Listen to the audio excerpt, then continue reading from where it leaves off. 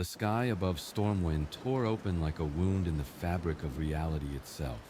Citizens in the bustling streets of the human capital stopped mid-stride, their eyes drawn upward as violet energy cascaded from the rift, crackling with power that made the arcane wards protecting the city shriek in protest. Mages of the Kirin Tor stationed at the wizard's sanctum felt the disturbance immediately, their connection to the ley lines burning with warning. High in Stormwind Keep, King Anduin Rin stood from his throne, his hand instinctively moving to Charlemagne at his side as bells began tolling throughout the city. This was no ordinary magical anomaly. This was something far worse. Through the tear in reality stepped a figure of impossible stature and presence. Thanos, the Mad Titan, emerged from the dimensional breach, his massive form descending slowly toward the cobblestone streets below. His purple skin seemed to absorb and reflect the sunlight in equal measure, and his armor, etched with the history of 1,000 conquered worlds, gleamed with technologies unknown to Azeroth. Upon his left hand, the Infinity Gauntlet pulsed with the power of 6 stones, each one containing the essence of a fundamental aspect of his home reality. The Reality Stone glowed red, the Power Stone purple, the Space Stone blue, the Mind Stone yellow, the Time Stone green, the Soul Stone orange. Together, they represented absolute control over existence itself, though in this new universe their power operated under different laws, constrained by different cosmic principles. The Titan surveyed his surroundings with calculating eyes that had witnessed the death of civilizations and the birth of new orders. Stormwind's architecture, its medieval grandeur combined with magical augmentation, spoke of a world caught between technological limitation and arcane advancement. He could sense the life teeming within the city walls, millions of souls going about their existence, unaware of how fragile their survival truly was. It reminded him of countless other worlds he had visited, worlds that had squandered their resources, bred beyond their means, and stood on the precipice of collapse until he had intervened to restore balance. The city guard mobilized with impressive efficiency. Mounted knights of the Alliance thundered through the streets, their armor bearing the Lion of Stormwind. Mages took positions on rooftops, their hands already weaving defensive spells. Priests of the Holy Light emerged from the Cathedral of Light, their faces set with determination as golden radiance began to build around them. SI-7 agents melted into shadows, positioning themselves for assassination attempts should the need arise. The entire military apparatus of the Alliance's greatest city moved as one, responding to the intrusion with practiced coordination born from years of defending against demonic invasions, undead scourges, and old god corruption. Thanos made no aggressive moves. He simply stood in the trade district, an immovable pillar of alien presence amid the chaos of the mobilizing defense forces. His expression remained neutral, contemplative even, as he took in every detail of this new reality he found himself within. The dimensional transit had been unintentional, a consequence of wielding all 6 Infinity Stones simultaneously while traversing the quantum realm. The resulting cascade had torn through the barriers between realities, depositing him in a universe whose cosmic laws differed fundamentally from his own. Here, the stones still functioned, but their absolute dominance was checked by other forces. The light, the void, the arcane, the fuel, death, and life itself all operated as distinct cosmic powers with their own champions and hierarchies. King Anduin arrived at the scene with remarkable speed, accompanied by Genn Greymane, Matthias Shaw, and a full complement of royal guards. The young king had seen much in his relatively short reign. He had faced the Burning Legion, witnessed the fall of heroes, negotiated with enemies, and shouldered the weight of leading the Alliance through catastrophe after catastrophe. Yet the being before him was unlike anything in his experience. Not demon, not undead, not old god corruption made manifest. Something entirely other. Identify yourself, Anduin commanded, his voice carrying the authority of his station, while his hand remained ready on his sword hilt. By what right do you enter Stormwind uninvited? Speak your purpose or face the full might of the Alliance." Thanos regarded the young king with eyes that had seen the heat death of stars. "I am Thanos of Titan. I come not as an invader, but as one displaced by forces beyond even my control. I seek understanding of this reality and will offer no harm to those who offer none to me." Genn Greymane, the grizzled lord of Gilneas, growled low in his throat. His worgen nature barely contained beneath his human facade. Empty words from an unknown entity. We've heard such promises before from demons and worse. Guards, contain this creature until we can determine his true nature and intent. Before the situation could escalate, the sky darkened again, but this time not from a dimensional tear. A massive shadow fell across the city as something vast and terrible descended from the clouds above. The roar that followed shook buildings to their foundations and sent civilians scrambling for shelter in remembered terror. Deathwing had returned, or rather, something wearing his corrupted form. The massive dragon's body was held together by elementium plates, magma bleeding from the cracks in his obsidian scales. His eyes burned with madness and hatred for all living things. This should have been impossible. Deathwing, once the Earth Warder Neltharion, had been destroyed at the Maelstrom by the combined forces of Azeroth's champions.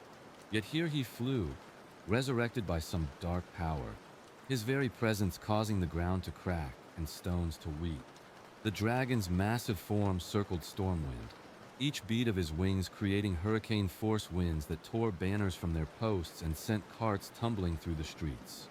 Elementium-plated claws, each one the size of a house, extended as Deathwing prepared to reduce the city to molten slag, as he had done to so many other population centers during the Cataclysm. Fire built in his corrupted throat, an inferno fueled by both dragon fire and the malevolent energies of the old gods that had driven him to madness millennia ago. "Take cover," Anduin shouted, raising his hand as holy light began to coalesce around him, preparing to project a barrier over as many citizens as possible, knowing even as he did so that it would be insufficient. The cathedral's priests added their power to his, creating overlapping shields of golden radiance. Mages erected arcane barriers. Warriors formed shield walls. Every defender of Stormwind prepared to sell their lives dearly in defense of their home. They had survived Deathwing once before, but that victory had required the dragon soul and the combined power of all remaining dragon aspects. They possessed neither advantage now. Thanos observed the approaching catastrophe with the same calculating detachment he applied to all problems. The dragon represented an extinction-level threat to this population center, and likely many others if left unchecked. The loss of life would be measured in millions, the destabilization catastrophic. While he cared nothing for this world's politics or allegiances, the wanton destruction offended his sense of order. He had spent his existence trying to bring balance to an imbalanced universe, to save civilizations from their own excess by making the difficult choices their leaders lacked the will to make. Allowing this creature to annihilate a population center served no purpose, created no balance, only meaningless chaos. The Power Stone flared to life on the Infinity Gauntlet as Thanos raised his left hand. Purple energy erupted from his form in a focused beam that intercepted Deathwing's descending attack. The impact created a shockwave that shattered windows throughout the trade district and sent guards sprawling. Dragon fire, which could melt steel and boil stone, was halted mere feet above the city's rooftops, held in place by the Power Stone's reality-defying energy. Deathwing, caught mid-descent, found his momentum arrested as if he had struck an invisible mountain. The Mad Titan rose from the ground, the Space Stone now glowing as he manipulated the fabric of distance and location to propel himself upward with impossible speed. He met Deathwing in the air above Stormwind, his fist, enhanced by the Power Stone's energy, connecting with the dragon's elementium-plated jaw with a sound like a thunderclap. The massive dragon was knocked sideways, tons of corrupted flesh and metal sent careening through the air. Scales cracked, plates buckled. The aspect of death roared in pain and rage, a sound that had not passed his lips in many years. Nothing should have been able to harm his reinforced form. The elementium plates had been forged specifically to hold his fragmenting body together. Yet this being, this impossible purple-skinned titan, had damaged him with a single blow. Below, the citizens and defenders of Stormwind watched in stunned silence as their unexpected savior engaged the resurrected aspect in aerial combat. Thanos moved with a warrior's precision, each strike calculated for maximum effect. He avoided the dragon's snapping jaws, weathered the gouts of flame with barriers projected by the reality stone, and countered with devastating blows enhanced by the power stone. Where he struck, elementium cracked and scales shattered. The mind stone allowed him to anticipate Deathwing's attacks before they came, reading the chaotic thought patterns of the corrupted dragon and responding with perfect defensive positioning.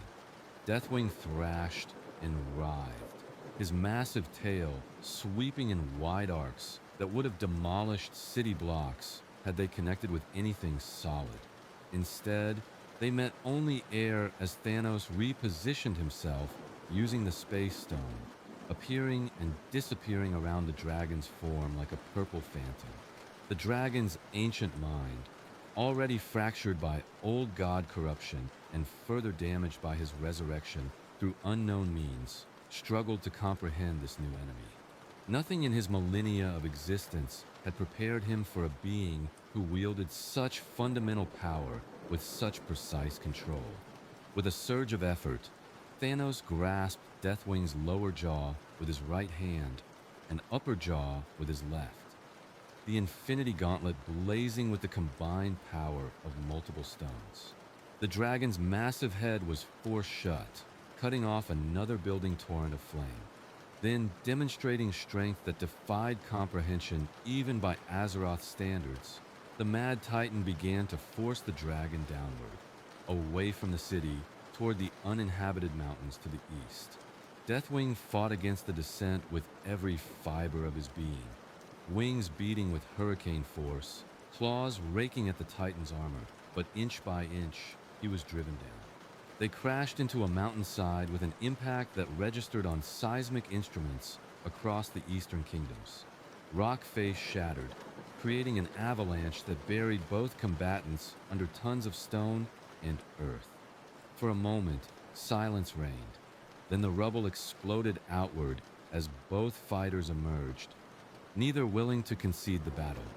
Deathwing's elementium plates had buckled in multiple places, revealing the corrupted flesh beneath, while Thanos' armor bore scorch marks from dragonfire and deep gouges from massive claws, though the Titan himself appeared uninjured. "You defend them," Deathwing's voice rumbled, each word laden with millennia of hatred and madness. "These insects who scurry about their pathetic existence. Why?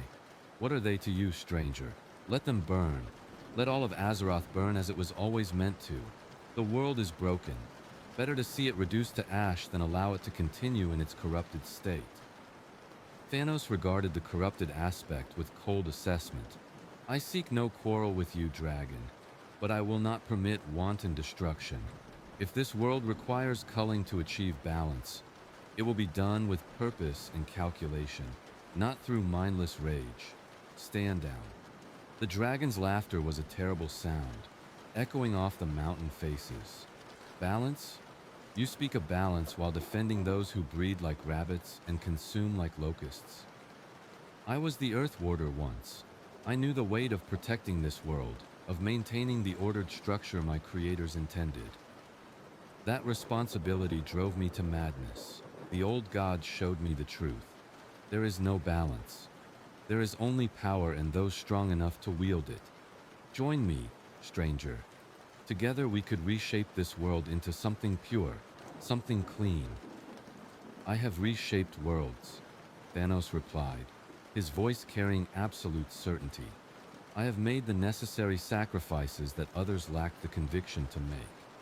I have brought balance to a universe careening toward resource collapse and civilizational suicide, but I do not destroy for destruction's sake. Your offer holds no appeal. With a roar of rejection, Deathwing launched himself forward, abandoning any attempt at aerial superiority in favor of overwhelming physical assault. Massive jaws lined with teeth like swords sought to rend the Titan apart. Claws that had torn through armies sought to disembowel him. The dragon's sheer size and mass were leveraged as weapons, seeking to crush and overwhelm. But Thanos met the charge with immovable resolve, the Power Stone flaring as he caught the dragon's charge, boots digging trenches in the mountain stone as he absorbed and redirected the momentum. The Time Stone activated, and suddenly Deathwing found himself moving in slow motion while Thanos operated at normal speed. The Titan circled the temporarily frozen dragon, analyzing weaknesses in the elementium plating, identifying the specific points where old god corruption had weakened the structural integrity of scale and metal. Then time snapped back to normal speed, and Thanos struck with surgical precision at those exact points. Each blow sent cracks spreading through the dragon's armor. Each impact caused corruption to bleed from wounds that should have been impossible to inflict. Deathwing's struggles grew increasingly desperate. He breathed fire in all directions, uncaring if he set the entire mountain range ablaze. He called upon the earth itself, his former domain, to rise up and entomb his enemy. But the Reality Stone reshaped the rising stone into harmless dust. He attempted to flee, to gain altitude and rain destruction from above, but the Space Stone negated distance, allowing Thanos to appear wherever the dragon tried to retreat. The battle had become inevitable in its conclusion. For all his massive power and ancient might, the corrupted aspect was fighting a being who held dominion over the fundamental aspects of reality itself. The final blow came as Thanos seized the dragon's head once more, this time channeling the combined power of all 6 Infinity Stones through direct contact. The energies coursed through Deathwing's body, disrupting the old god corruption that had sustained his resurrected form, overloading the elementium plating that held his fragmenting body together, and most critically, severing the connection to whatever dark power had brought him back from death. The massive dragon's struggles ceased. His eyes, which had burned with madness and hatred, dimmed. The corrupted aspect of death fell still, his massive form already beginning to decay without the unnatural energies that had animated it. Thanos stood atop the fallen dragon, breathing steadily despite the exertion. The Infinity Gauntlet still glowed with residual power, though he could feel that the stones had been taxed more heavily by that engagement than they would have been in his native reality. The cosmic laws here were different, more resistant to the stone's absolute authority. Other powers held sway, ancient forces that predated this world's current age and would likely persist long after its current civilizations had crumbled to dust. A sound behind him drew his attention. A portal of shimmering light had opened, and through it stepped King Anduin, accompanied by the prophet Velen, Archmage Khadgar, and Alleria Windrunner. The combination represented some of the most powerful individuals in the Alliance. A king wielding the holy light, a prophet of the Draenei with 25,000 years of wisdom, an archmage who had faced demons and old gods, and a void-touched ranger who walked the knife's edge between light and darkness. "You saved Stormwind," Anduin stated, his voice carefully neutral despite the gratitude evident in his eyes. "That cannot be disputed. Deathwing's return would have meant catastrophe on a scale we were unprepared to face. You have the Alliance's thanks." Thanos turned to face them fully, descending from his position atop the fallen dragon with effortless grace. "Your gratitude is noted but unnecessary. I acted to prevent chaos, not to earn favor." Velen stepped forward, his ageless eyes studying the Titan with an intensity that spoke of prophetic vision. "You are not of this world, stranger, not even of this reality. I have seen far through the streams of time, witnessed possible futures branching like infinite rivers, and yet your arrival was unforeseen. You represent an anomaly in the pattern of fate itself. Prophecy is the refuge of those seeking certainty in an uncertain universe. Thanos replied, I make my own fate through will and action. Khadgar's eyes narrowed behind his spectacles, arcane energy swirling around his hands as he examined the Titan's aura. The artifacts you carry, that gauntlet and the stones upon it, they radiate power unlike anything in Azeroth's history. Not arcane, not fell, not void. Something else entirely. Foreign magic following rules we do not comprehend. The Infinity Stones. Thanos explained, raising his gauntleted hand. In my reality, they are the fundamental building blocks of existence. Reality, power, space, mind, time, and soul. Each stone grants dominion over its respective domain. Together, they grant the wielder the ability to reshape existence according to their will. Alleria's void-touched eyes widened, purple energy crackling around her form. Such power should not exist. The void whispers warnings about you, stranger. It shows me visions of civilizations reduced to half their number, of worlds left barren, of a will so absolute it brooks no dissent. What are you truly? What have you done? For the first time, something approaching emotion crossed Thanos' features, a weary acknowledgement of old choices and their consequences. I am the one who had the strength to do what was necessary. My universe faced resource collapse on a cosmic scale, populations expanding beyond sustainability, civilizations consuming themselves into extinction. I brought balance through the only means available: random, dispassionate, fair selection. Half of all life erased from existence with a snap of my fingers, so that the remaining half might survive and thrive. The words hung in the air like a death sentence. The four Alliance leaders recoiled, horror and revulsion warring with disbelief on their features. They had faced many enemies, confronted beings of terrible power and malevolent intent, but this calm admission of genocide on a universal scale surpassed anything in their experience. You murdered half the universe, Anduin whispered, his hand moving to Charlemagne, light beginning to build around him. You speak of it as if it were a necessary action, as if the deaths of trillions could be justified by some twisted logic of resource management. I speak of it as what it was: salvation. Thanos countered, his voice hard. On my own world, Titan, I watched as our civilization collapsed under the weight of overpopulation. I proposed a solution then: random selection of half the population for elimination so the remainder could survive with adequate resources. I was called a madman, exiled for my vision. And I watched from space as Titan tore itself apart, as every last one of my people died in resource wars and famine. I was right. They were wrong. I would not allow that fate to befall the rest of the universe. Velen's expression carried infinite sadness. I have seen the fall of civilizations, watched worlds die to the burning legion's corruption. I have carried the weight of my people's near extinction for 25 millennia, but never would I have chosen your path. Life's sanctity cannot be measured in resources and sustainability. Every soul carries infinite potential, infinite worth.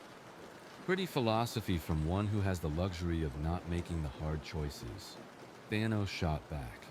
Tell me, Prophet, how many of your people died because you refused to take preemptive action against the Legion?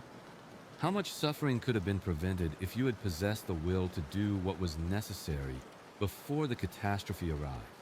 The accusation struck home, as evidenced by Velen's pained expression.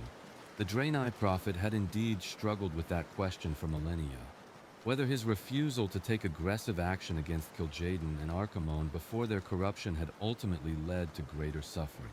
But he squared his shoulders, conviction returning to his voice. The path of preemptive massacre is one that leads only to darkness. Yes, my people suffered. Yes, countless worlds fell to the Legion before we found the strength to stop them. But we did so without sacrificing our principles, without becoming the monsters we fought against. Your solution to overpopulation is not salvation. It is the coward's answer. The easy brutality that requires no creativity, no compassion, no hope for better solutions. Before Thanos could respond, alarms blazed across Khadgar's magical sensors. The Archmage's expression shifted from moral condemnation to immediate tactical concern. We have a more pressing problem. Multiple portal signatures opening across Azeroth. Emerald Nightmare breaches in Darnassus. Legion incursions in Ironforge. Old God corruption spreading from Silithus. And something worse. A massive void tear opening above Icecrown Citadel. Alleria's void senses confirmed the report, her eyes going distant as she perceived through the lens of shadow. The Void Lords are making their move. They've been probing Azeroth's defenses since the Legion's defeat, seeking to corrupt the world soul sleeping within the planet. This is a coordinated assault designed to overwhelm our defenses. We cannot be everywhere at once. Anduin's expression hardened with resolve despite the impossible odds. We mobilize everything. Call in every champion, every faction. Contact the Horde. Sylvanas and her Forsaken may be gone, but Thrall still leads with honor. We've faced extinction before and survived. We'll do so again. Your forces will be insufficient, Thanos stated flatly. Multiple simultaneous catastrophic threats across a global scale. By the time you mobilize and transport forces to each location, civilian casualties will be measured in millions. Your world's population will be decimated regardless of your eventual victory. Then what do you suggest? Anduin demanded, frustration bleeding into his voice. We do what we can, save who we can, and pray to the light that it's enough. Thanos raised his gauntleted hand, the space stone beginning to glow. I suggest I handle the immediate threats while your forces mobilize for cleanup and containment. I can be in multiple locations nearly instantaneously. I can apply overwhelming force to each crisis point before they spiral beyond control. Khadgar's expression reflected deep skepticism. You expect us to trust you? To unleash a self-admitted mass murderer across Azeroth with your godlike power to do as you please? How do we know you won't simply eliminate populations yourself in the name of your twisted sense of balance? You don't. Thanos acknowledged bluntly. But your alternatives are limited. Millions will die if these threats are not contained immediately. I offer the means to minimize that loss. Your trust is irrelevant. The mathematics of survival are absolute. The four Alliance leaders exchanged weighted glances, an entire conversation passing between them in seconds.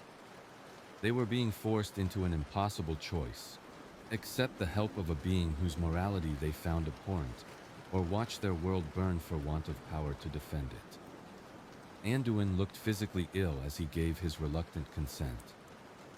Do what must be done to stop these invasions, the young king said, each word clearly paining him.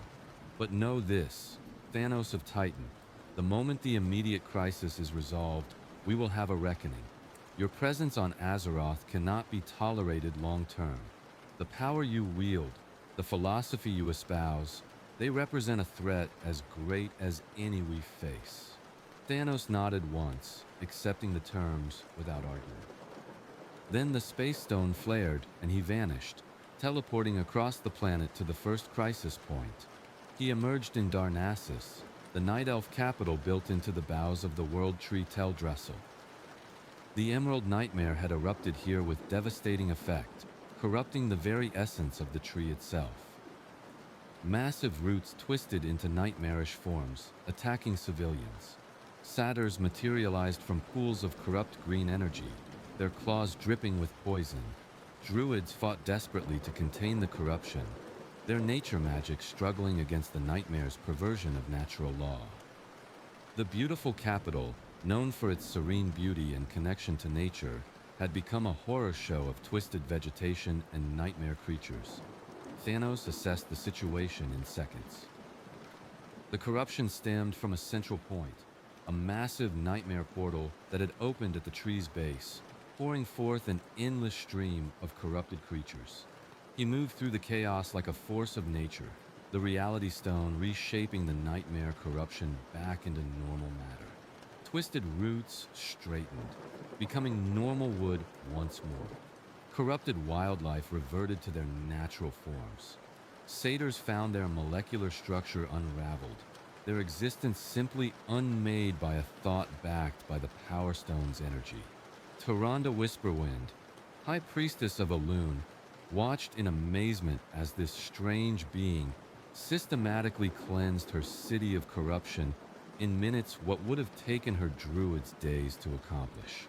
When Thanos reached the central portal, he didn't attempt to close it. Instead, the Reality Stone altered its nature, transforming it from a gateway for corruption into a sealed dimensional wound that would fade naturally over time. The nightmare invasion of Darnassus was ended before most civilians had even fully evacuated. The Space Stone activated again, and Thanos was gone, reappearing in Ironforge. Here, the dwarven capital carved into the mountain itself faced a full Legion incursion.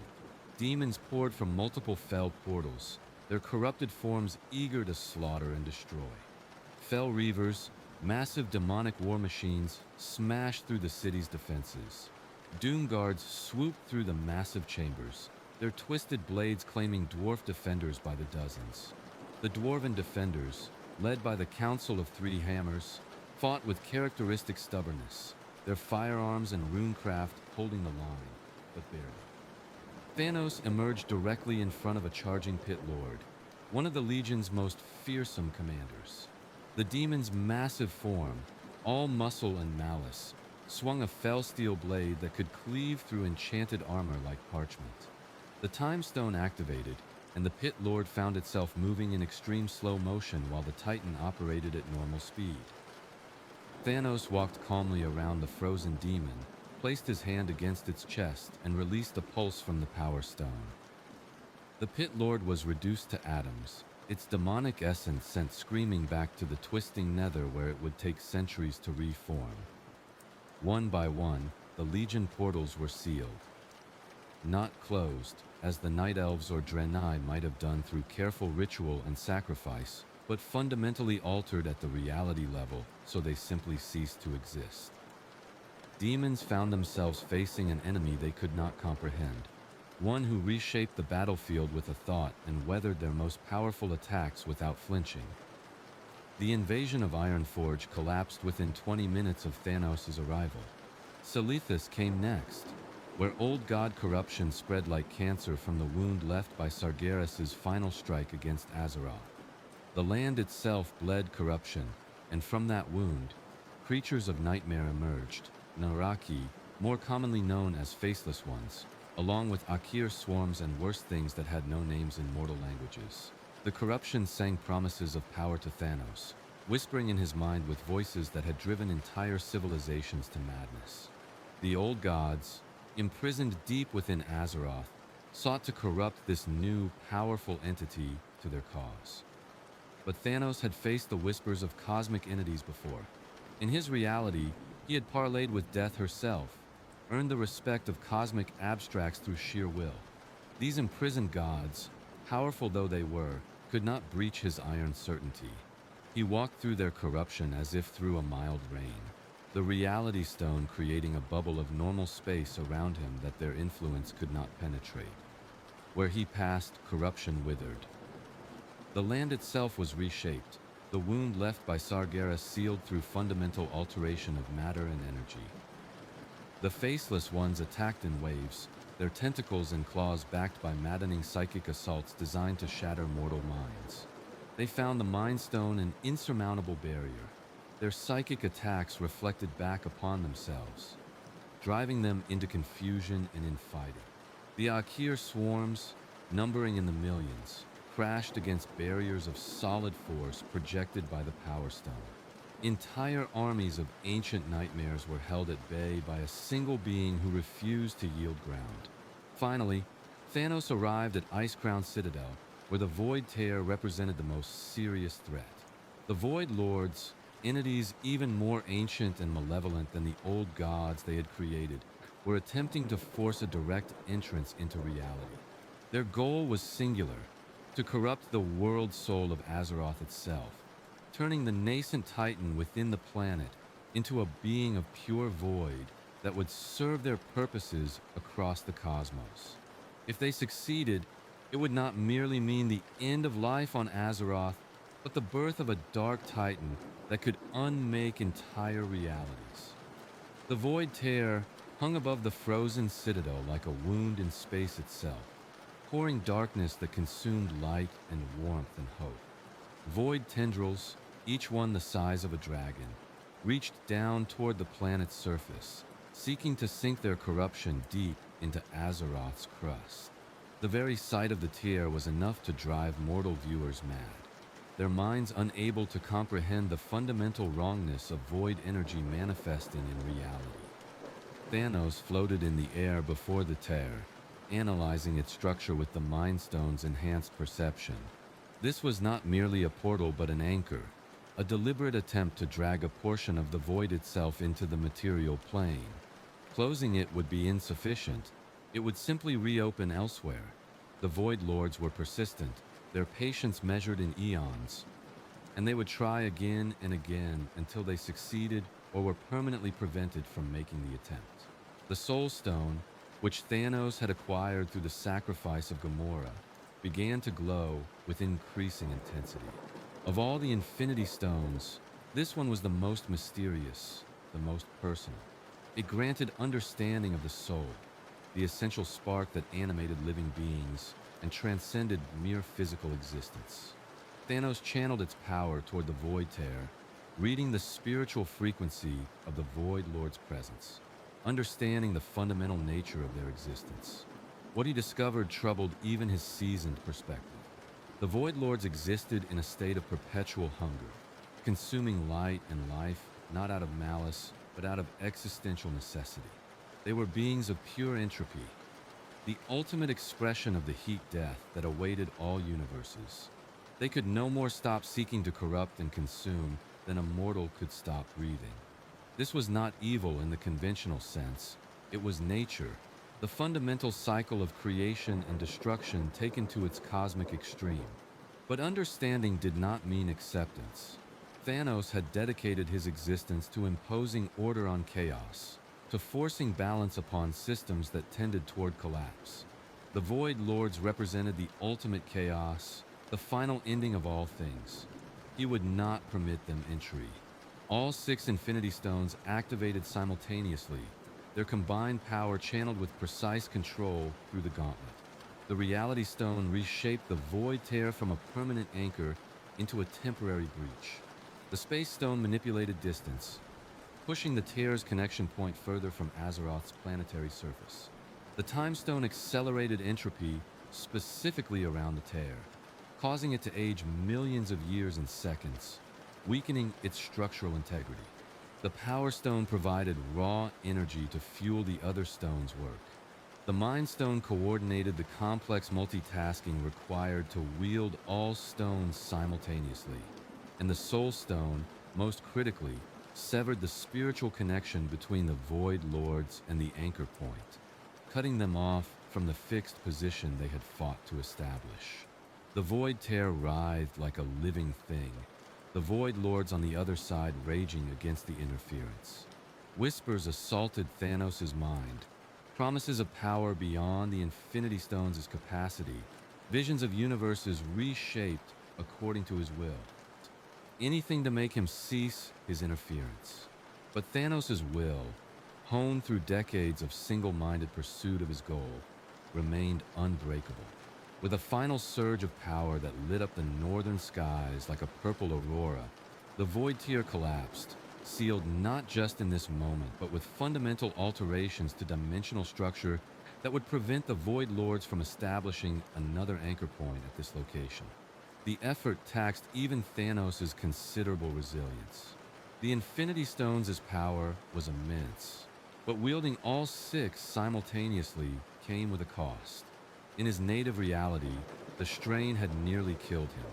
Here, with cosmic laws that resisted the stone's authority, the toll was even steeper. He felt it in his cells, in his very essence, a wearing down of the fundamental structure that made him who he was. The stones could grant godlike power, but they could not prevent the consequences of wielding such power. He returned to Stormwind to find the city in controlled chaos. The Alliance leadership had mobilized every available force, preparing for extended campaigns against the threats he had just neutralized. When word spread that all 4 major incursion points had been secured by the same individual who had defeated Deathwing, the reaction was mixed. Relief warred with unease. Gratitude fought against suspicion. How could one being possess such overwhelming power? What did his presence mean for Azeroth's future? A formal meeting was convened in Stormwind Keep's throne room, with representatives from every major Alliance faction present. Anduin sat upon his throne, though his young face bore the weight of impossible decisions. To his right stood Genn Greymane and Alleria Windrunner. To his left, Velen in Khadgar. Further back, Tyrande Whisperwind and Malfurion Stormrage represented the Night Elves. Muradin Bronzebeard spoke for the dwarves. Gelbin Mechatork for the gnomes. Even the Pandaren, represented by Asa Cloudsinger, had sent observers. Thanos stood before them, unbound and unguarded, because all present recognized that chains would be meaningless against a being who had just single-handedly repelled 4 apocalyptic invasions. The atmosphere in the throne room carried a tension that was almost physical. Generations of leaders who had fought for their people's survival, now faced with an entity whose power made mockeries of their conventional military might. "You have saved countless lives today," Anduin began, his voice formal and measured. "The Alliance acknowledges this debt. Darnassus stands intact because of your intervention. Ironforge's forges still burn. Silithus has been cleansed of corruption that would have taken months to contain, and the void tear above Icecrown, which represented an extinction-level threat, has been sealed. These actions have earned you a hearing, at minimum." "I require no hearing," Thanos replied. "I acted because the threats required immediate response, and I possess the capacity to provide it. What I require is information about this reality, its cosmic structure, the forces that shape it, and the reason I was drawn here from my own universe." Khadgar stepped forward, his expression thoughtful behind his spectacles. "Your arrival coincided with what we call a convergence, a rare alignment when the barriers between realities thin. Such events occur perhaps once every 1,000 years. But convergences alone don't pull beings through dimensional barriers. Something must have drawn you specifically, some connection or resonance between your power and forces native to Azeroth." Velen closed his eyes, his prophetic senses reaching outward through time's currents. When he spoke, his voice carried the weight of vision. "I see threads of fate converging around you, Thanos. Your presence here is not accident but design, though whose design I cannot discern. The Titans, perhaps, or powers even older. You have been positioned as a piece on a cosmic game board, though whether as a force for preservation or destruction remains unclear." "I am no one's game piece," Thanos stated flatly. "I act according to my own will, serve my own vision." "All beings believe themselves free," Velen countered gently. "Yet even the most powerful are subject to forces beyond their comprehension. The universe bends towards certain outcomes, and we are all swept along in that current whether we acknowledge it or not." Tyrande Whisperwind interjected, her voice sharp with barely contained hostility. "Philosophy aside, we must address the practical reality. This being has admitted to murdering half of all life in his native universe. He wields power that rivals, perhaps exceeds, that of the Titans themselves. His morality is fundamentally incompatible with our own. How can we possibly allow him to remain on Azeroth?" Murmurs of agreement rippled through the assembled leaders. Genn Greymane's transformation began to show, his features elongating as his Worgen nature responded to stress. "The priestess speaks truth. Today he fought our enemies. Tomorrow he might decide Azeroth is overpopulated and requires his special brand of balance. We've seen too many would-be saviors become tyrants. Thanos listened to their concerns without visible reaction. These were the same arguments he had faced countless times across countless worlds. Leaders who clung to moral absolutism even when that absolutism led inexorably toward collapse and extinction. Yet he found himself unable to dismiss their concerns entirely. Their fear was not irrational. He had indeed proven himself capable of actions they found monstrous. That they would seek to contain or eliminate such a threat was logical self-preservation. Your concerns are noted, he said finally. But understand this, Vyaz, I did not choose to come to your world. I do not seek to rule it or reshape it according to my vision. I seek only understanding sufficient to return to my own reality, where responsibilities await me.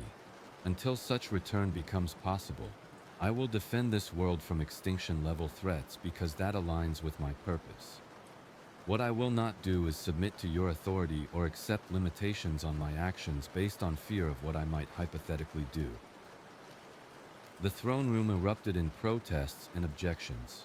Multiple leaders spoke over each other, demanding guarantees, threatening sanctions, calling for imprisonment. Through it all, Anduin remained silent, his expression thoughtful as he studied the Mad Titan. Finally, he raised his hand, and the assembly quieted out of respect for their king. We find ourselves in an impossible situation, Anduin said quietly. We cannot force compliance from one who has proven capable of reshaping reality itself. We cannot trust one who openly admits to genocide. Yet we cannot deny that his intervention saved millions of lives today. Nor can we ignore that greater threats may yet emerge that we lack the power to face alone. He paused, seeming to age years in mere moments as the weight of leadership pressed down upon him. I propose a conditional arrangement. Thanos of Titan will be granted freedom to move within Alliance territories. In exchange, he will submit to monitoring and will respond to extinction-level threats as they emerge. He will not interfere in Alliance politics or internal matters.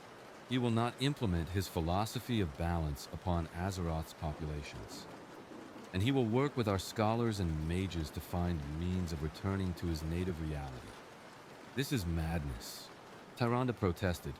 We grant freedom to a mass murderer based on his word that he will behave? What prevents him from simply taking what he wants? Nothing prevents him, Anduin replied with brutal honesty. That is precisely the point. We have no leverage, no means of enforcement. All we have is the hope that his goals and ours align sufficiently to maintain cooperation. The alternative is conflict we cannot win, which serves no one. The young king's pragmatism was chilling in its clarity, and it silenced many objections. These were leaders who had survived in a universe that rarely offered good options, only choices between worse outcomes and catastrophic ones. They recognized the logic even if they despised it. Thanos considered the proposal. It gave him what he needed, freedom to act and access to knowledge that might facilitate his return home. The monitoring was irrelevant. Let them watch if it made them feel secure. The restrictions on internal interference aligned with his lack of interest in their politics. And responding to existential threats would occur regardless of whether he formally agreed to do so, as he would not permit Azeroth's destruction while he remained trapped here. I accept your terms, he stated. Provide me access to your arcane libraries, your knowledge of dimensional mechanics and cosmic forces. In return, I will respond to threats that exceed your capacity to handle. Before anyone could respond, a disturbance in the throne room announced a new arrival. A portal of fell green energy opened, and through it stepped a figure that caused multiple hands to reach for weapons. Gul'dan, the warlock who had betrayed his people and opened the dark portal, who had empowered the Iron Horde with demon blood, walked calmly into the heart of Alliance power. But something was wrong. His movements were too fluid, too precise, and his eyes glowed not with fell green, but with an eerie purple-black that spoke of void influence. Peace, the figure said in Gul'dan's voice, though the cadence was wrong. This body is merely a convenient vessel. I am Xal'atath, Blade of the Black Empire, and I come bearing warning of threats that make today's incursions seem like practice exercises. Alleria Windrunner's void powers flared in recognition and warning. Xal'atath is a sentient weapon, forged in the Black Empire before the Titans came to Azeroth. She has been whispering corruption across our world for millennia. Whatever she says is manipulation designed to serve the Void Lord's purposes. The possessed Gul'dan smiled, and the expression was deeply unsettling on features that had never known genuine warmth. Sharp as always, Ranger. Yes, I serve the Void, but not blindly. The Void Lords seek to corrupt Azeroth's world soul, true. But they are not the only cosmic forces with designs on this world. The Light Crusades grow more zealous. The disorder of the Legion may be ended, but chaos always finds new forms. Death itself stirs in the Shadowlands, preparing to claim what it believes is owed. And now, this new element. She gestured toward Thanos. A being from beyond our reality who wields powers that disrupt all carefully laid plans. Get to your point, Shadow, Thanos demanded. The Mind Stone allowed him to perceive the complex web of consciousness inhabiting Gul'dan's form. Not one being, but a collective of void entities speaking with singular purpose. My point, Titan, is that your presence here has destabilized equilibriums that have held for millennia. The cosmic forces that vie for Azeroth's fate are all accelerating their plans, seeking to claim victory before you can tip the balance irrevocably in an unexpected direction. Within 1 month's time, representatives of all 6 cosmic forces, light, void, arcane, fel, death, and life, will converge upon this world. The battle that follows will determine not just Azeroth's fate, but the structure of reality itself throughout this entire universe. Khadgar's expression reflected deep concern. A cosmic convergence of that magnitude would tear Azeroth apart, even if none of the forces actively attacked the world. The energies involved would be like hosting 6 suns in our sky simultaneously. Precisely, Xal'atath confirmed, which is why I offer information that may prove useful. The entity you know as the Jailer in the Shadowlands has been manipulating events across multiple realities for longer than your civilizations have existed. He seeks to remake all of existence according to a design he believes represents true order. An order where death reigns supreme and all other forces are subordinate. He is the one who pulled you here, Titan. Your Infinity Stones represent a power that his magic cannot directly counter. He intends to force a confrontation where you either serve his purpose or are eliminated. The revelation hung in the air like a death sentence. If true, it meant Thanos' arrival was not the result of accident or cosmic coincidence, but active manipulation by a force that had been orchestrating events since before Azeroth's current civilizations began. It meant his very presence had been weaponized against this world, making him both savior and threat simultaneously. Why reveal this? Velen asked, his prophetic senses screening Xal'atath's words for deception and finding only terrible truth. What does the Void gain from warning us? The Void prefers a slow corruption, a gradual transformation of all that exists into darkness, the possessed warlock replied. The Jailer's plan would prevent that gradual victory by imposing such absolute order that transformation becomes impossible. Better to ally temporarily against a mutual enemy than allow either side to achieve total victory. Enemy of my enemy, Thanos murmured. A tale as old as conflict itself. Your proposal is temporary cooperation against this Jailer, after which we return to being adversaries. Transparent but potentially useful. Indeed, Xal'atath agreed. I offer knowledge of the Jailer's forces, his capabilities, his weaknesses, if such exist. In return, I ask only that you do what you were drawn here to do, disrupt his plans. Prevent the cosmic convergence from occurring under his controlled conditions. And perhaps survive long enough to become an ongoing complication in all our carefully laid schemes. With those words, Xal'atath's presence withdrew from Gul'dan's body. The warlock's corpse collapsed to the throne room floor, whatever necromantic energies had animated it failing once the void entity departed. Silence reigned as all present absorbed the implications of what they had heard. Anduin spoke first, his voice carrying new steel. If what she said is true, we have 1 month to prepare for a cosmic battle that will determine the fate of not just our world but multiple realities. We need every ally, every resource, every advantage we can muster. He turned to Thanos. I don't trust you, and I likely never will. But you may be the only piece on this board that the jailer didn't account for. Will you stand with us when this convergence occurs? Thanos looked at the young king, seeing in him echoes of leaders he had known across dozens of worlds. Idealistic yet pragmatic, moral yet willing to make difficult choices, afraid yet determined to face threats regardless of fear. Perhaps this reality was not so different from his own after all, merely younger, less worn down by the endless cycle of catastrophe and survival. I will stand against this jailer and any who seek to impose their will upon existence through force, he replied. Not for your alliance or your values, but because order imposed through domination offends my sense of balance. If he seeks to remake reality according to his design alone, then he and I will have conflict regardless of politics. And so the alliance was formed, built not on trust but on necessity, not on shared values but on mutual enemies. Over the following weeks, preparations began in earnest. Khadgar opened the arcane libraries of Dalaran to Thanos, providing ancient texts on dimensional mechanics and cosmic forces. The Titan absorbed knowledge with the efficiency of one who had studied under the greatest minds in multiple realities.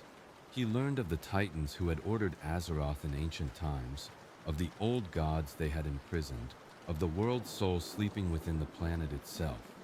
He learned of the Shadowlands and its mysterious purpose, of the Light's crusades across the cosmos, of the endless war between existence and void. Through it all, the Infinity Stones provided new perspective. The Reality Stone showed him the fundamental structure of this universe's laws, how they differed from his native reality in subtle but significant ways. The Space Stone mapped dimensional barriers and weak points between realms. The Time Stone revealed possible futures, though they were far more chaotic and uncertain than in his home reality. This universe seemed more resistant to prediction, as if fate itself were more fluid here. The Mind Stone gave insight into the consciousness of beings he encountered, revealing motivations and fears. The Soul Stone showed him the essential spark that animated life in this reality, finding it fundamentally similar to that in his own universe despite all other differences. And the Power Stone, most straightforward of all, provided the raw energy needed to fuel all other applications. But he also felt the toll continuing to mount. The stones were not meant for prolonged use in a reality whose cosmic laws resisted their authority. Each application cost more than it should, burned through more of his life force than was sustainable long-term. If he did not find a way to return to his native reality soon, the stones themselves might kill him through accumulated strain. As the month drew toward its close, signs of the coming convergence became impossible to ignore. The sky itself began to shimmer with unnatural colors. Gold bleeding into purple, bleeding into fell green, bleeding into the soft aquamarine of life magic and the gray pallor of death. Reality was thinning, preparing for the arrival of cosmic forces that should never exist in the material plane simultaneously. Champions from across Azeroth gathered at a neutral location, the Maelstrom, where the world's very core lay exposed after Deathwing's original breaking of the world. Here, where the boundaries between realms were already thin, the convergence would manifest most strongly. Alliance and Horde forces formed uneasy cooperation, their factional differences set aside in the face of cosmic threat. Thrall had returned from his wandering, wielding the Doomhammer once more. Jaina Proudmoore stood ready with the full might of Kul Tiran's sea magic. The dragon aspects, diminished though they were after expending their power to defeat Deathwing originally, prepared to lend what strength remained. Even factions normally neutral in mortal conflicts had sent representatives. The Earthen Ring, the Cenarian Circle, the Kirin Tor all recognized that this battle would determine whether their philosophies survived to see another age. And above them all, Thanos floated in meditation, the Infinity Gauntlet pulsing with contained power. He had faced cosmic battles before, fought beings who shaped reality with their thoughts. But never had he done so alone, cut off from allies and resources, fighting with tools that operated under laws they were not designed for.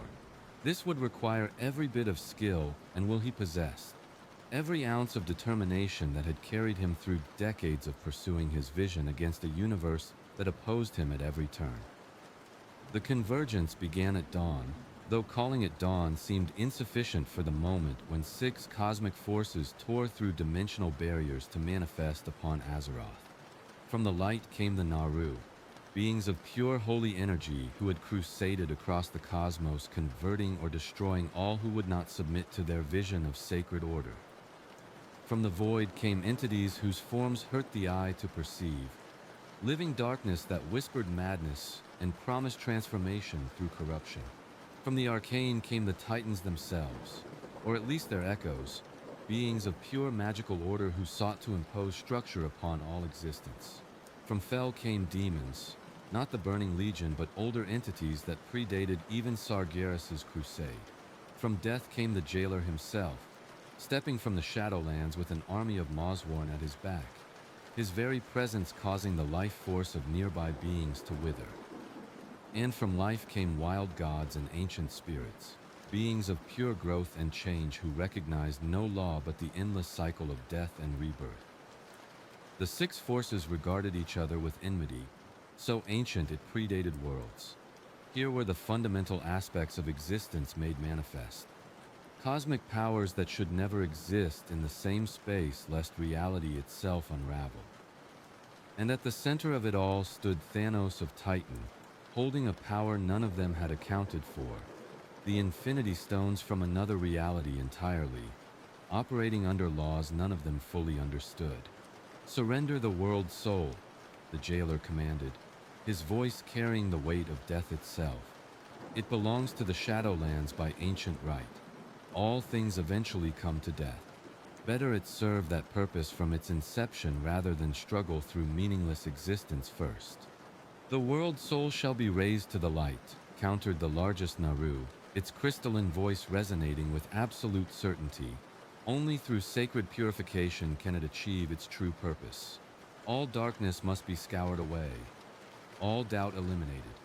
"The world's soul must be ordered by the Titans," spoke a massive keeper, representation of the Pantheon's will. "Chaos breeds catastrophe. Only through imposed structure can civilization survive. This is our mandate since before time was counted." And so it went, each cosmic force laying claim to Azeroth and its sleeping titan, each absolutely certain of their righteousness, none willing to compromise. The mortal defenders were barely acknowledged. What were their concerns compared to cosmic imperatives that shaped the structure of reality? Thanos observed it all with cold fury. Here, laid bare, was everything he had fought against throughout his existence. Power so vast they forgot that each individual life they casually dismissed represented a unique consciousness, a perspective, a story.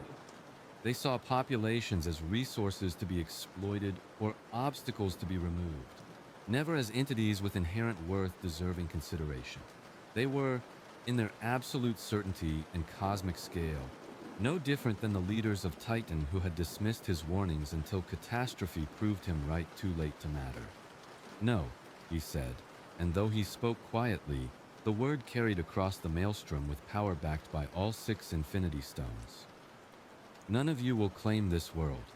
None of you will impose your will upon the beings who live here. They will chart their own course, make their own choices, build their own future without cosmic tyrants determining their fate." The 6 forces turned their attention to him then, truly perceiving him for the first time rather than dismissing him as another mortal insect. They saw the stones upon his gauntlet and recognized power, though not its source. They saw his will, iron and unyielding, and recognized an obstacle. "You dare challenge the fundamental forces of existence?" the jailer asked, and his voice carried genuine curiosity beneath its cold certainty. "You are but one being, powerful perhaps, but finite. We are eternal, infinite, inevitable. Stand aside or be unmade." "I have faced inevitable before," Thanos replied, raising his gauntleted hand. "I have altered the destiny of an entire universe through will and action. I will not be dismissed by cosmic bureaucrats who mistake age for wisdom." And with those words, the battle for Azeroth's fate truly began. 6 cosmic forces clashed against each other and against the mad Titan, who refused to let any of them claim victory. Reality itself screamed under the strain as powers that should never coexist were forced into direct conflict. The mortal defenders could barely perceive what was happening. Battles fought across multiple dimensions simultaneously. Conflicts waged in abstract concepts made temporarily material.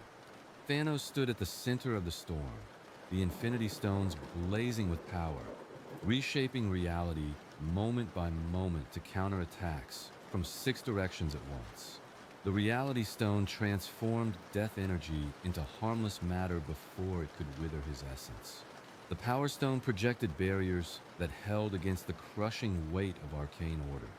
The Space Stone allowed him to be in multiple locations simultaneously, dividing his presence across the battlefield. The Time Stone accelerated or decelerated threats as needed, aging field fire to harmless ash or reversing void corruption before it could take hold. The Mind Stone coordinated the impossible complexity of wielding 5 other stones simultaneously while maintaining tactical awareness of 6 separate conflicts. And the Soul Stone, most mysterious and personal, protected his essential self from attacks designed to unmake his very existence. But even as he fought, he felt the cost mounting. The stones were burning through his life force at an unsustainable rate. His cells were beginning to fail, unable to channel cosmic power indefinitely without consequence. He could win this battle. His will was sufficient, his power adequate. But victory would leave him diminished, possibly fatally so, unable to maintain the defense indefinitely. The defenders of Azeroth watched in awe and horror as one being held back cosmic forces that should have overwhelmed any mortal opposition. Thrall recognized the price being paid, having himself wielded powers beyond mortal tolerance during previous crises. Jaina saw the mathematics of the conflict with an archmage's trained eye and understood that Thanos was sacrificing himself exactly as he had accused others of lacking the will to do. Anduin witnessed a being he had called a mass murderer, defending people he had no stake in protecting, choosing their freedom over his own survival, and felt the cognitive dissonance of that observation shake his certainty about who his allies and enemies truly were. Hours passed, or perhaps minutes. Time had lost normal meaning in the conflict center. Thanos still stood, but barely. His armor was cracked. His skin showed burns from energies no mortal should have contacted. The Infinity Stones still blazed, but dimmer now, their glow flickering like dying stars. The 6 cosmic forces had been forced to acknowledge that they could not claim Azeroth while he opposed them, but neither could he maintain the opposition indefinitely. Stalemate approached, but it was a stalemate that favored the immortal forces rather than the finite being holding them at bay. Then, something unprecedented occurred. The world soul of Azeroth, silent observer throughout this entire conflict, stirred for the first time in millions of years. Power erupted from the planet's core, raw and primal. Neither light nor void, neither arcane nor fell, neither death nor life, but something fundamental that predated all those divisions. The nascent titan within Azeroth rejected all 6 cosmic forces equally, asserting that her fate would be determined by her own choice when she finally awakened, not by entities seeking to claim her before she had agency to refuse. The blast of primal Titan energy drove back all 6 forces, forcing them to retreat beyond dimensional barriers back to their native realms. The jailer's last words before his retreat were a promise rather than a threat. This is not finished, Titan. Your stones will fail you eventually. Your will cannot sustain itself forever. And when you finally fall, we will return to claim what should have always been ours. Then they were gone, and silence fell across the maelstrom. Thanos collapsed, the Infinity Gauntlet finally ceasing its glow as the stones entered dormancy to preserve what remained of their wielder's life force. Medics rushed forward, both Alliance and Horde, working together to stabilize the being who had just saved their world at cost to himself. As consciousness faded, Thanos felt something unexpected. Gratitude, not for salvation, but for something more fundamental. The simple acknowledgement that he had been right. That sometimes the only way to defend freedom was to possess sufficient strength to deny those who would impose their will through cosmic authority. He had proven that power, when wielded with proper purpose, could preserve rather than oppress. Whether these people would understand, that lesson remained to be seen. He drifted into unconsciousness with Anduin's face above him, the young king's expression complex and conflicted, whispering words that Thanos couldn't quite make out, but whose tone suggested something approaching respect. Days later, Thanos awoke in Dalaran, surrounded by the greatest healers and arcanists Azeroth possessed. They had stabilized his condition, but warned that his body would never fully recover from channeling such power for so long. The Infinity Stones remained dormant, conserving energy so they wouldn't further drain their wielder. He had survived, but he was diminished, his previously godlike invulnerability compromised by the toll of defending an entire world against cosmic forces. Anduin visited him in the recovery chamber, and the young king's bearing had changed. Where before there had been fear and moral condemnation, now there was complicated understanding. "You sacrificed yourself for people you owed nothing to," Anduin said without preamble. "You defended our freedom to choose our own path when cosmic forces tried to impose theirs. I don't understand you, Thanos. You admit to murdering half your universe, yet you nearly died protecting ours. How do I reconcile those two realities?"